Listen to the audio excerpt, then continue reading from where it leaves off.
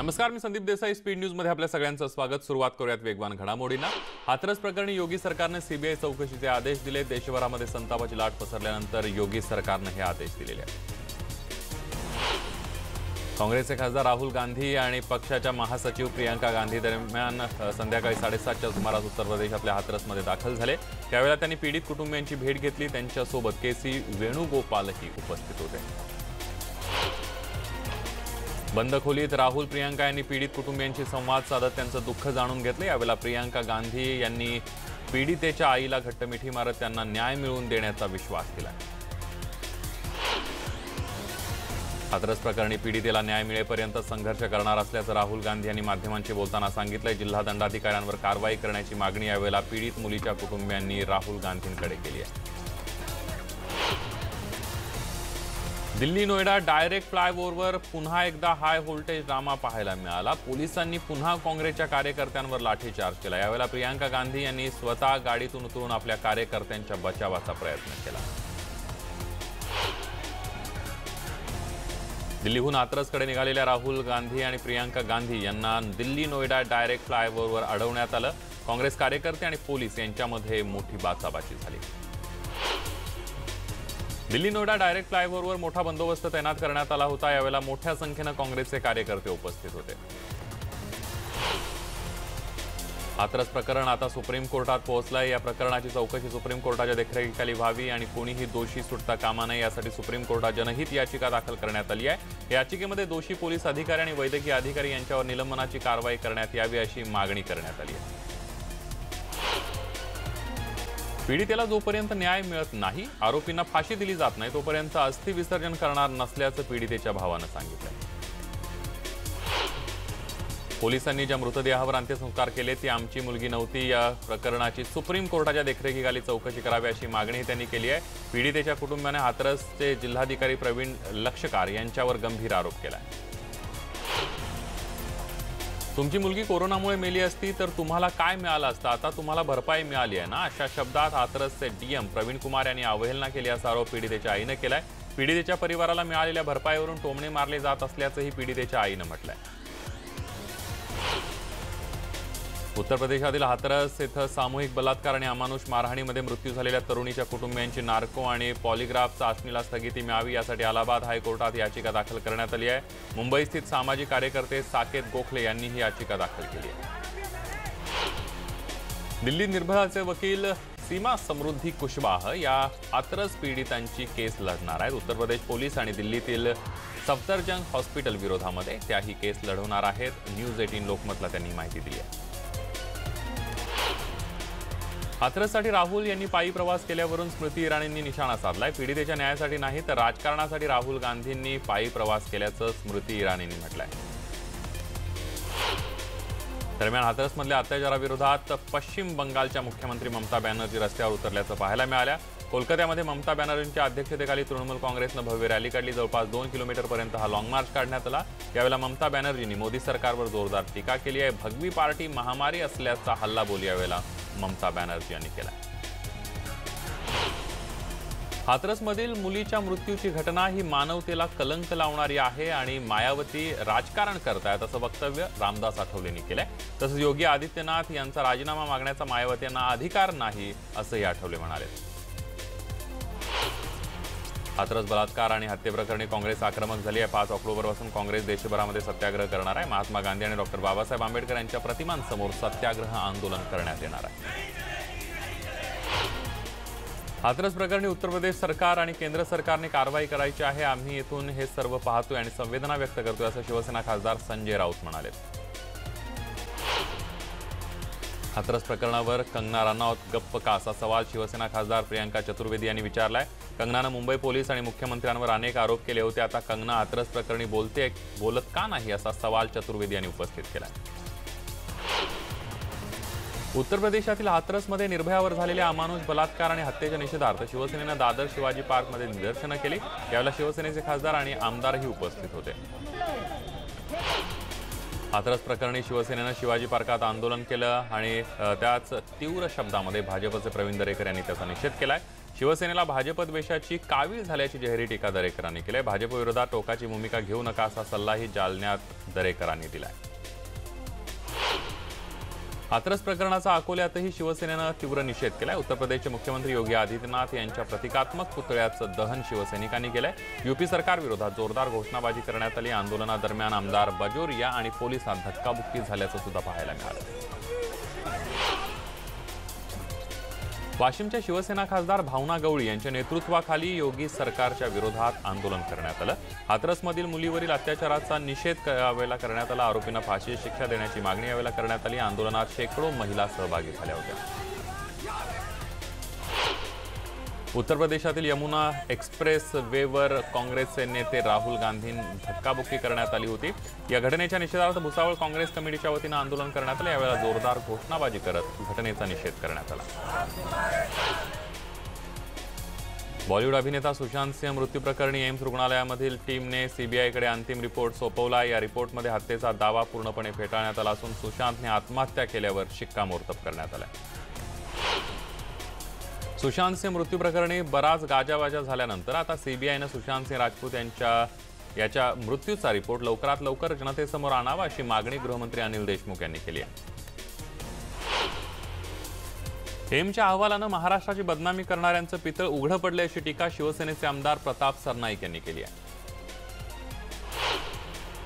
दिल्लीतील एम्स हॉस्पिटलने अभिनेता सुशांत सिंह राजपूत आत्महत्या प्रकरणाचा रिपोर्ट जाहीर केला। या रिपोर्टमध्ये सुशांत सिंह राजपूत यांनी आत्महत्याच केल्याचं म्हटलेलं आहे। त्यामुळे भाजपच्या नेत्यांनी केलेल्या खोट्या आरोपांची हवाच निघून गेली असं मुंबई महापालिकेच्या आरोग्य समितीचे अध्यक्ष अमेय घोले यांनी म्हटलंय।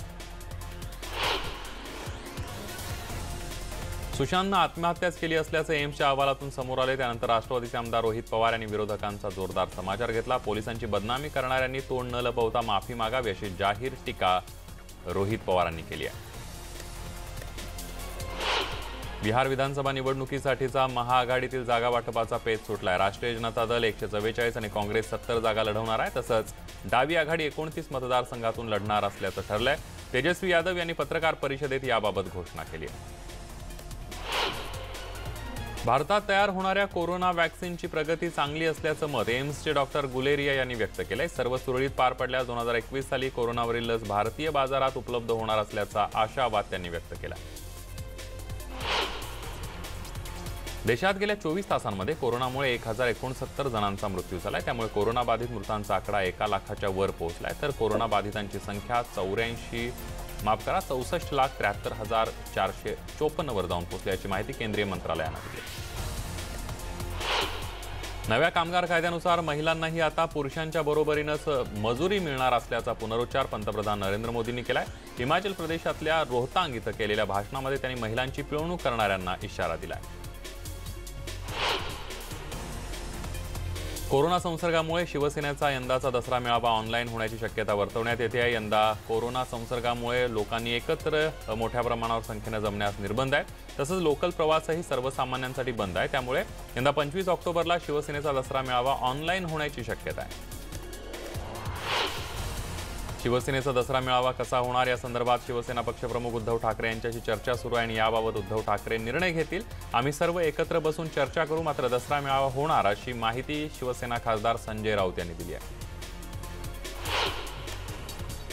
लोकल सेवा सुरू करण्यासाठी महाराष्ट्र सरकारने कुठलीही विचारणा केली नाही अशी माहिती रेल्वे मंत्री पियुष गोयल यांनी दिली आहे। त्यामुळे लोकल सर्वसामान्यांसाठी कधी सुरू होणार याबाबत अनिश्चितता आहे। कृषी विधेयकाला महाराष्ट्रामधील सत्तारूढ सहयोगी पक्षाने लोकसभेमध्ये पाठिंबा दिलाय। राज्यसभेत ते गैरहजर राहिले। याचाच अर्थ हे विधेयक शेतकऱ्यांच्या हिताचं आहे असं मत केंद्रीय मंत्री पियुष गोयल यांनी मुंबईत व्यक्त केलंय।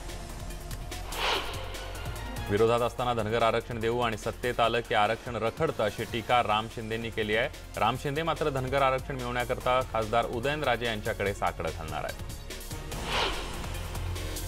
पुण्यातील मराठा बैठकीमध्ये 25 ठराव करण्यात आलेले आहेत। हे सर्व ठराव 31 ऑक्टोबरपर्यंत मंजूर करण्यात आले नाही, तर 1 ऑक्टोबरपासून रस्त्यावर उतरणार असल्याचा इशारा विनायक मेटेंनी दिलाय। उदयनराजे मराठा मंथन बैठकीला येणार होते, पण ते आले नाही। त्यांच्या मार्गामध्ये अडचणी निर्माण केल्या का हे पाहावं लागेल असंही विनायक मेटे यांनी म्हटलंय। कोल्हापूर जिल्ह्यातील भुदरगड तालुक्यातल्या पाटगाव इथं मराठा समाजाकडून बाईक रॅली काढण्यात येणार होती। मात्र खासदार संभाजीराजे छत्रपती यांच्या हस्ते रॅलीचं उद्घाटन होणार होतं। संभाजीराजे यांनी कोरोनामुळे रॅली न काढण्याचं आवाहन केलं। त्यांच्या आवाहनाला प्रतिसाद देत रॅली रद्द करण्यात आली।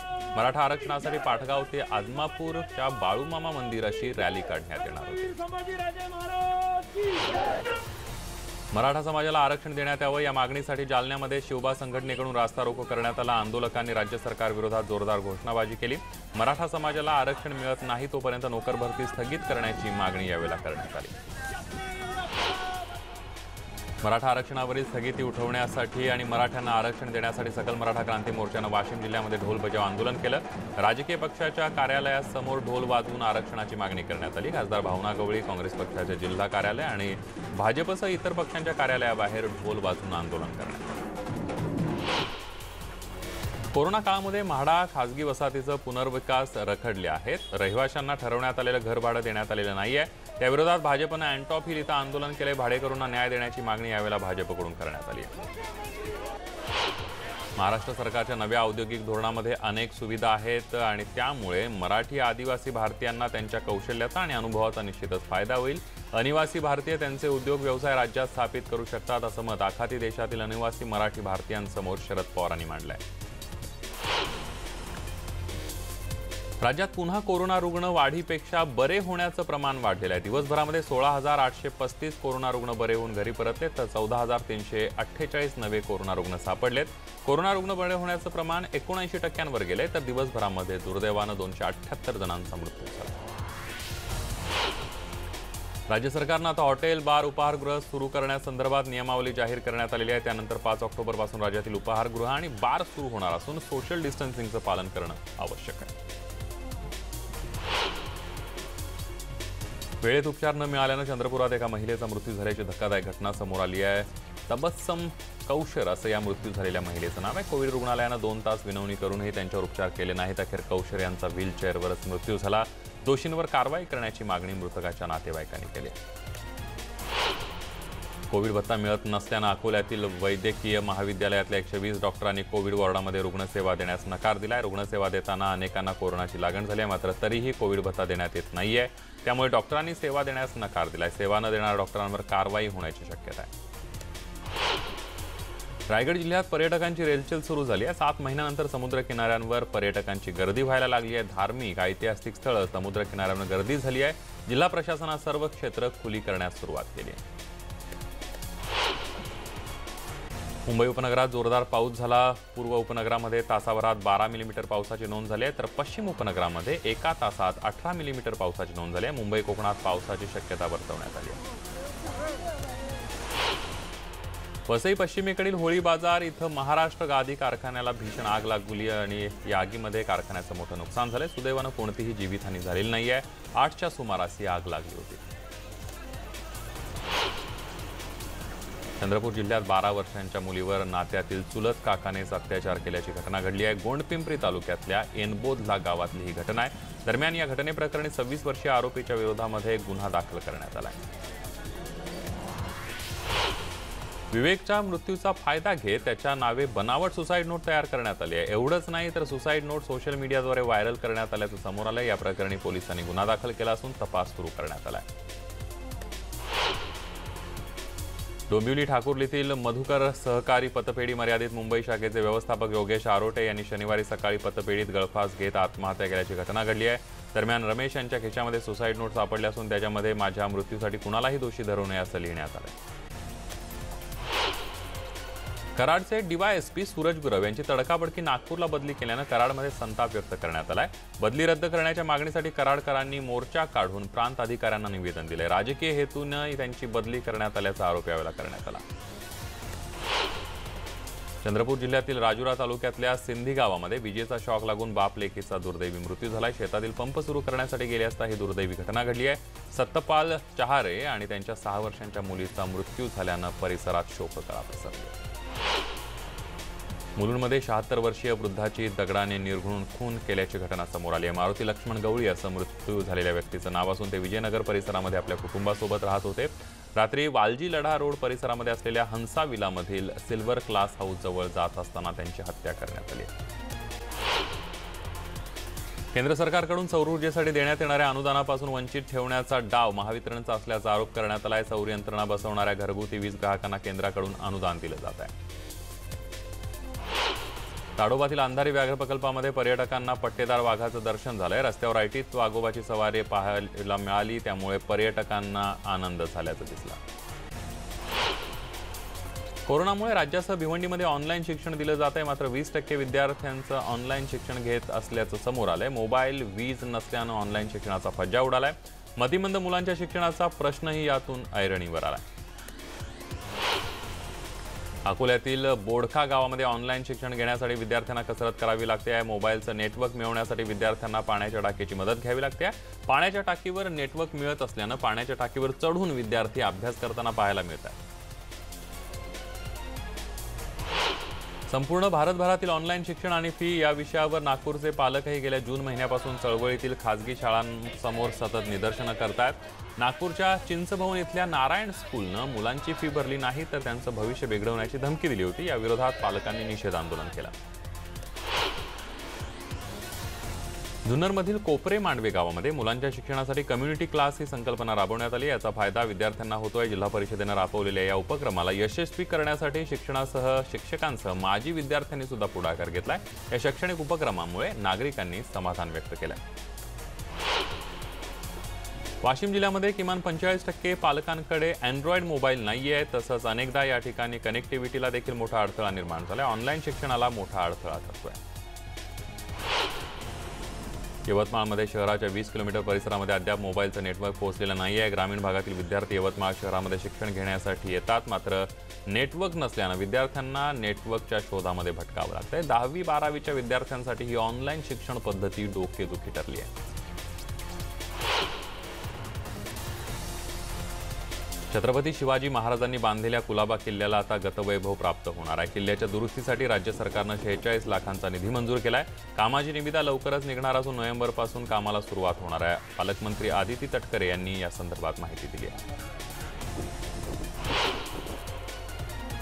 स्पीड न्यूजमध्ये एक छोटासा ब्रेक घेऊन पुन्हा परतूया। पहा फक्त न्यूज 18 लोकमत।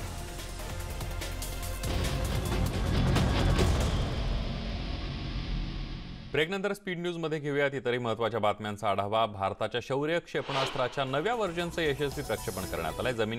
जमिनीवर मारा करण्याची आणि अण्वस्त्र वाहून नेण्याची क्षमता असलेलं हे बॅलिस्टिक क्षेपणास्त्र आहे। ओडिशाच्या बालासोरमध्ये ही चाचणी घेण्यात आली। हिमाचल प्रदेशमध्ये मनाली लेह मार्गावर उभारण्यात आलेल्या 9.2 किलोमीटर लांबीच्या अटल टनल रोहतांग या बोगद्याचं पंतप्रधान नरेंद्र मोदी यांच्या हस्ते लोकार्पण करण्यात आलं। मनाली ते लाहौल स्पितीला जोडणारा 9 किलोमीटर लांबीचा हा भुयारी मार्ग आहे। अटल बोगद्याच्या लोकार्पण प्रसंगी पंतप्रधान नरेंद्र मोदी यांच्यासह संरक्षण मंत्री राजनाथ सिंह, केंद्रीय वित्त राज्यमंत्री अनुराग ठाकूर, हिमाचल प्रदेशचे मुख्यमंत्री जयराम सिंह ठाकूर, सीडीएस जनरल बिपिन रावत उपस्थित होते। अटल बोगदा हा भारताच्या युद्धनीती विषयक धोरणाचा महत्त्वाचा भाग ठरणार आहे। जगातील सर्वात मोठा बोगदा असून भारतीय लष्कराला त्यामुळे पाकिस्तान आणि चीन सीमेपर्यंत सहज प्रवेश करता येणार आहे। या बोगद्यामुळे चीनला लागून असलेल्या लडाख आणि पाकिस्तानला लागून असलेल्या कारगिलपर्यंत भारतीय सैन्याला सहज जाता येणार आहे। जीएसटी काउन्सिलची 42वी बैठक 5 ऑक्टोबरला होते आहे। या बैठकीमध्ये काही मोठे निर्णय होण्याची शक्यता वर्तवण्यात येते आहे। कॅगचा रिपोर्ट आणि काही राज्यांच्या जीएसटीला असलेला विरोध यावर विशेष चर्चा केली जाणार आहे। तसंच टॅक्स भरणाऱ्यांबाबत काही दिलासादायक निर्णय सुद्धा होण्याची शक्यता आहे।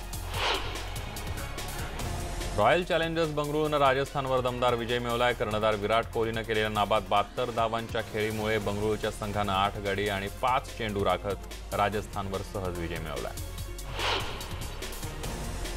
दिल्लीमधील करणी सिंह शूटिंग रेंज 5 ऑक्टोबरपासून खेळाडूंसाठी खुलं होणार आहे। कोरोनाच्या पार्श्वभूमीवर खबरदारी म्हणून खेळाडूंसाठी शूटिंग रेंज बंद ठेवण्यात आलं होतं।